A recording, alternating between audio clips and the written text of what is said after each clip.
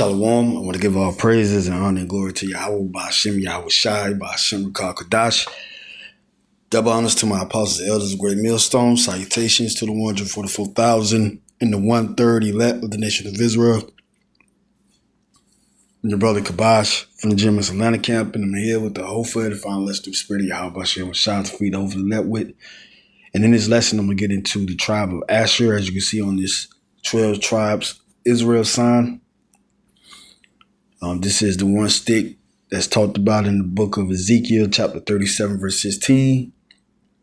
And dealing with the tribe of Asher, we're going to go into who they may be in these modern day times, which are so-called Colombians to Uruguayans, which they're both in Brazil. The borderlines Brazil, which is the one of the countries Brazil is one of the largest countries in South America. But borderline, South America is Colombia, and you got Uruguay, and that's consisted of South America, where the tribe of Asher is at. So I'm going to get into a couple of scriptures, starting with the book of Genesis, chapter 49, verse 20. Now, you go up to verse 1 in the same chapter.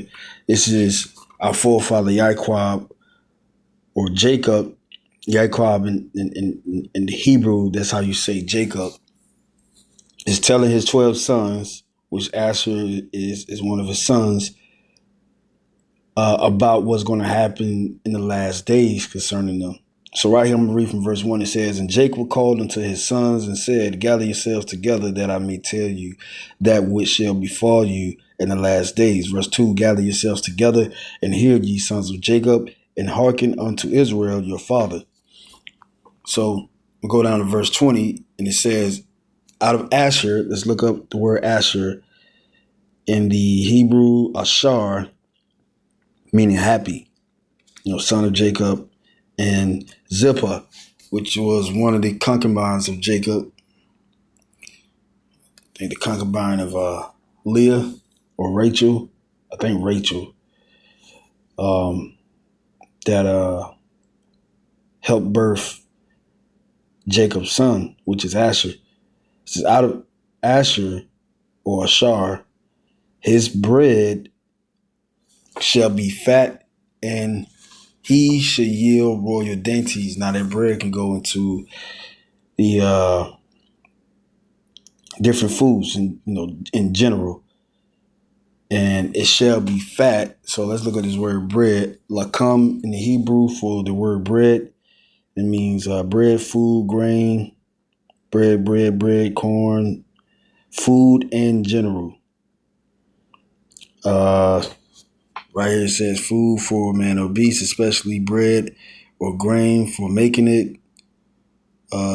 Shoe bread, eat food, fruit, loaf, meat, victuals. So different victuals besides bread too. Right here the root word of lakum is lakum, to eat, useful food.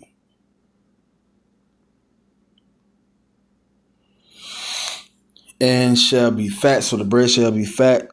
Shaman in Hebrew is the word fat, means fat, rich, robust, or robust. Fat, rich.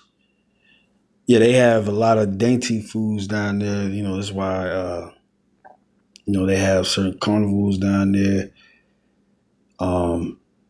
that consist of food. The dainty foods that they have down there, and also different fruits and vegetables, herbs.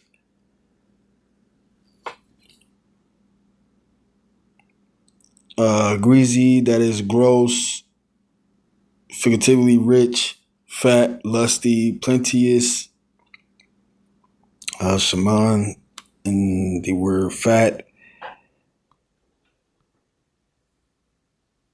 So right here says, out of Asher, his bread shall be fat, and he shall yield royal dainties. So the word yield goes into the Hebrew word nathan, meaning to give, put, set, to give, bestow, grant, permit, ascribe, employ, devote, consecrate, dedicate, pay wages, sell, exchange, lend, commit, entrust, give over, deliver up, yield, produce. And they do produce a lot of royal dainties. Matter of fact, I'm going to get into some of that. So let's look at the map where Asher is located. Then we're going to get into some of the meaning of the bread should be fat and they should yield royal dainties. So right here on this South America map, this continent right here, you have on the far left, northwest of South America, Colombia, right here, on this borderline of Venezuela to the northeast, and also Ecuador to the southwest, and Peru to the south of it, and Brazil to the southeast of it. And then right here you have Uruguay,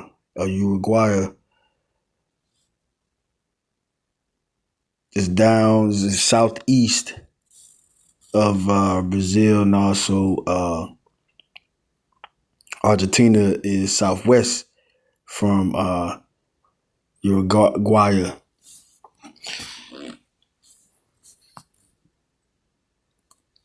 So about to go into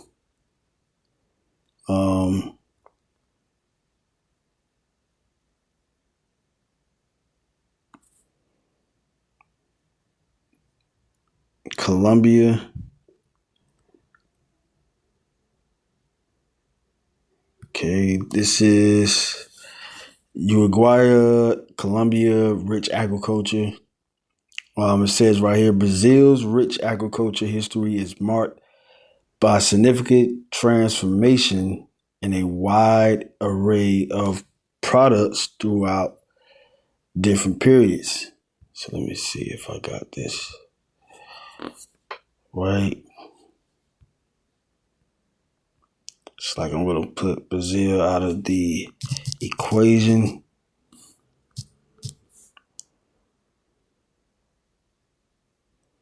Okay, here it is. Rich agriculture history of Uruguay and Colombia.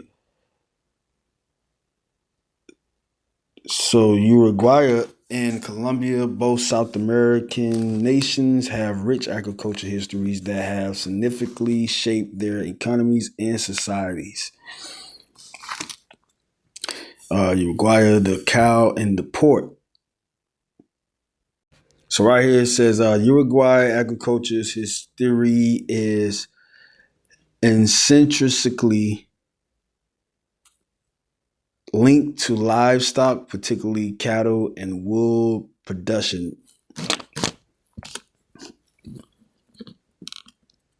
And it says early development, cattle were introduced to Uruguay in the 17th century and quickly became a dominant feature of the landscape and economy. In the mid 19th century, in the 1800s, large estates, latifundia, with extensive herds of cattle characterized the rural landscape, with hides being exported to Britain and jerky to Brazil and Cuba. And also Uruguay and Colombia has ties with Brazil. They're allied with Brazil. and they do have business deals too as well. With agriculture. Colombia, they export oils themselves. Along with Brazil. Uruguay doesn't export that much barrels of oil a day. Like Colombia, they produce millions of barrels a day, and also Brazil, but Uruguay doesn't produce that much oil. But it does have, like I said, the cattle and certain fruits and veggies that they produce. And we see right here, it says the 19th century saw a boom in wool production as well. So along with the fabrics and whatnot, because you do have what you call the gauchos. They're not only mentioned in Argentina, they really spread it out throughout South America, but mainly in Colombia, Uruguay, and Argentina, some in Peru and whatnot. They really pretty much scattered everywhere. Um, and they're known to be horsemen and herdsmen, farmers, and also warriors too. During the time of the Spaniards coming over and invading those countries, they was like, pretty much the people that was left after the invasion in 1500s by the Spaniards, and they gathered themselves and called themselves uh, gauchos. Um, it's a bit of history on it, but I'm not gonna go that far into it. But that's a little history on them. They was considered cowboys and whatnot, and brave men, and a lot of those folk symbols of the gauchos and stories, they still hold them in commemoration and traditions and whatnot. Um, so right here it says national identity and economy. Agriculture played such a vital role in Uruguay history that the country was sometimes referred to as a single enormous so like agriculture estate. See, so they bread is fat. They do produce royal dainties, and a lot of these steakhouses, restaurants like Fogo de Chao. It's all you can eat steakhouse, Brazilian steakhouse. One of them off the top I can name. It shows that these scriptures are on point because they do produce these royal dainties, especially that these restaurants have.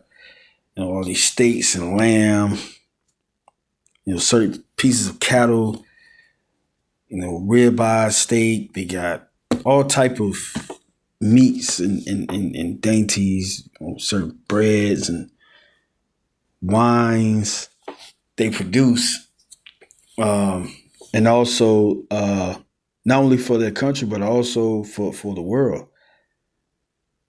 Like I mentioned for the child, they have it in Atlanta and really all over the United States of America, and they're booming, and their customer service is uh, good. Along with the meals and whatnot. So right here,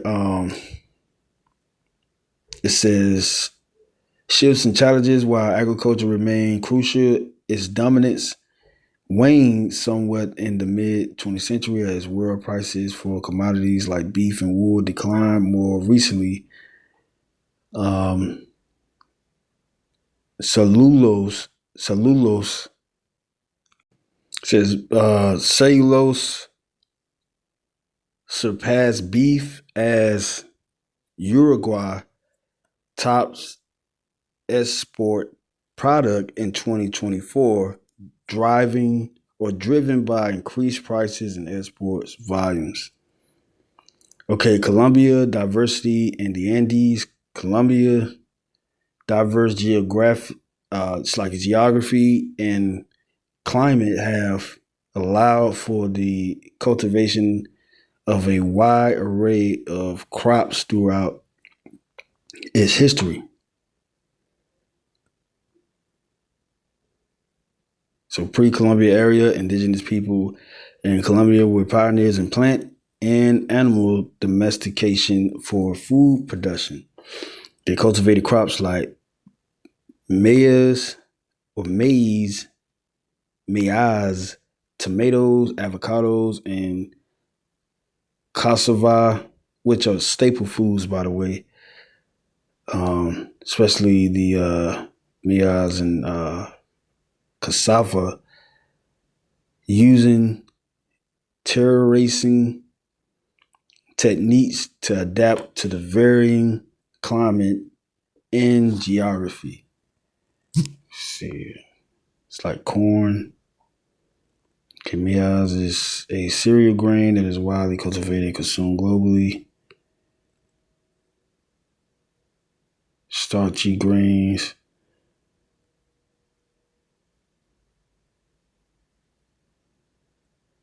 It's really corn.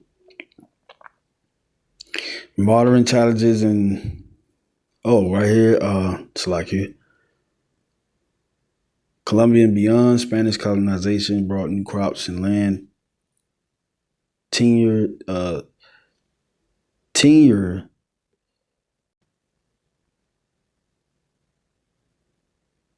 system. So right here, Colombia and beyond, Spanish colonization brought new crops and land tenure systems. During the 19th century, the establishment of the tobacco and coffee industries further cemented agriculture's role in the Colombian economy. Coffee, in particular, became a major export, with Colombia's Cordillera Central being renowned for producing high quality coffee. Modern challenges and diversifications. Although agriculture share a Colombian GDP, although agriculture's share of Colombia's GDP has decreased as industry and services expanded, it remains an important source of employment. The country faces challenges such as climate change, which affects crops yields and increases pests and diseases. According to the Rio Times, Colombia is actively working to diversify its exports beyond mining and energy, with agriculture, especially coffee and palm oil, playing a significant role in this shift. The government is promoting crops with advantages in the face of climate change, such as corn and palm oil. So they both are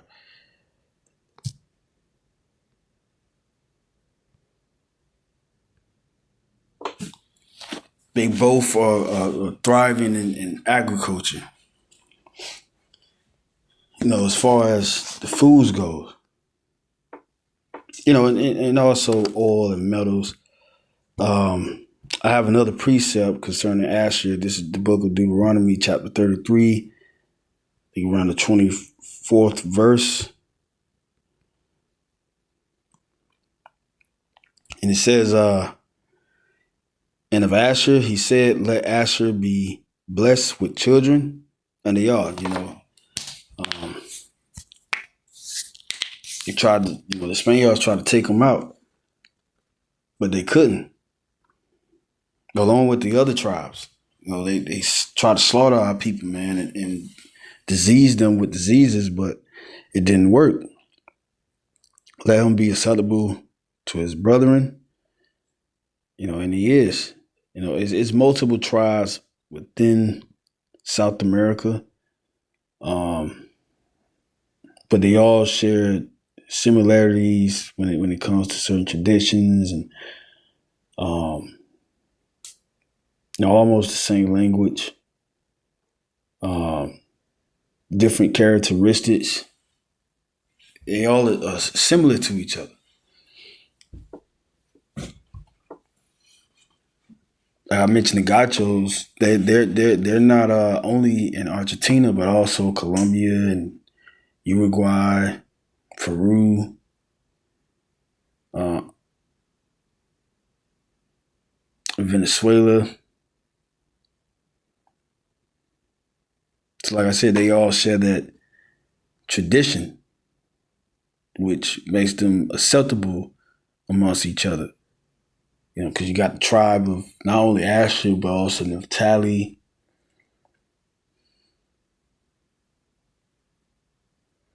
Right here it says, right here it says, and let him dip his foot in oil. Yeah, in his foot, um, his stay was in the place of oil. Like I said, Colombia produces a lot of oil. Um, and it says right here, verse 25, thy shoes should be iron and brass. They have a ore, ore, ORE, iron production, and that production system is very important to the global market, to different societies. Especially America, places like America, and other parts of the world that uses their material. And right here,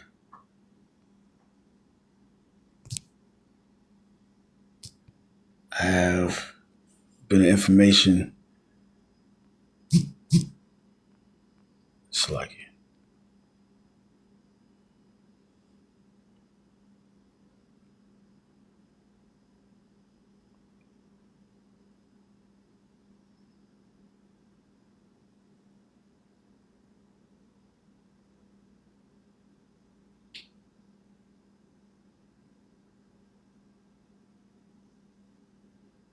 okay, I have a little information right here, but this is um, going into the iron part. It says the phrase Brazil, land of iron, is not an official or widely used moniker for the country. However, it's a fitting description that reflects Brazil's significant role in the global iron ore industry. Vast iron ore reserves. Brazil possesses some of the world's richest and most extensive iron ore deposits. It holds the second largest iron reserves globally. Leading producer and exporter, Brazil is the world's second largest exporter of iron ore after Australia, playing a crucial role in the global steel market. Historical connection. The connection between Brazil and iron dates back centuries with the discovery of iron ore in the late 1500s, marking the beginning of the mining industry in the region. Economic significance. Iron ore is a cornerstone of the Brazilian mining industry and a major contributor to its economy. In 2019, iron exports accounted for double the value of all other metal exports combined. Prominent mining company Vale SA, a Brazilian multinational corporation, is one of the world's largest producers of iron ore and plays a dominant role in the country's mining sector. The companies own the Carajás mine, the largest iron ore mine globally.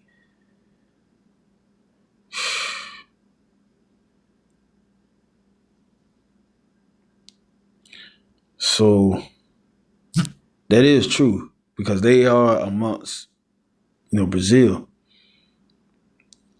And that scripture fits perfectly about Genesis. It's like in Deuteronomy chapter 33, verse 25. Thy shoes shall be iron and brass, and as thy days, so shall thy strength be. And those jakes over there in this land, they live a long time. They live to about 80. They guaranteed to live to 80. But over in America, you ain't even guaranteed to live to 20. Not only the guns take people's lives, but also the food, the sickness over here in America. This land's supposed to be, known for being the land of the free, home of the braves, land of milk and honey, but really it's the land of sickness. Just because it's the first developed world country in the world doesn't mean that the life expectancy over here is like other countries that's not of a first world country, development.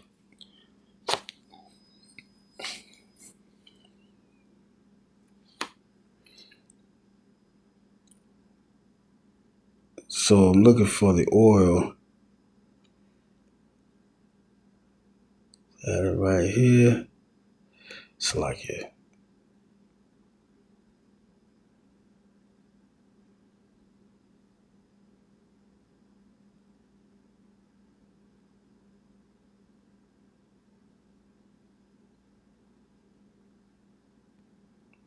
Okay, it says right here, Colombia is a significant oil producer, an exporter, while Uruguay is not a major producer and relies heavily on petroleum imports.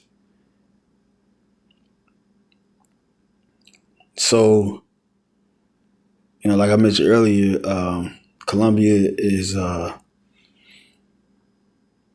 in lead to Uruguay as far as oil production goes. But the point of the matter is that this scripture is legit, going into how Asher should dip his feet in oil. That is what this scripture is going into. The land that Asher lives in particular Colombia, and also Uruguay, they produce oil, but not as much as Colombia and also Brazil. But scripture is telling the truth because of the tribe of Asher. You have the so-called Colombians and the so-called Uruguay or Uruguayan people as collectively of the tribe of Asher. And their shoes are made of iron and brass. It's all type of metals, precious metals that they have over there in South America. And like I said, their life expectancy, the minimum is 80 years. So you can't live past 80 years because they don't have the same setup over here in America, like the fast food joints and hospitals and pills over the pill counters. No, they have real food. They don't work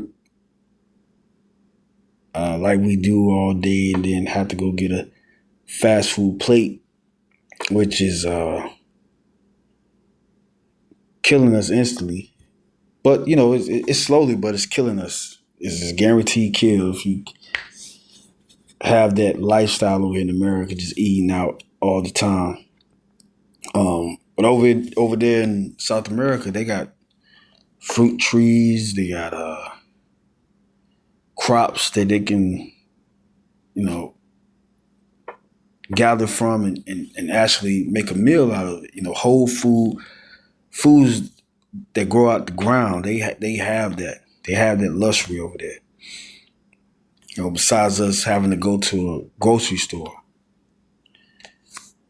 So their days shall be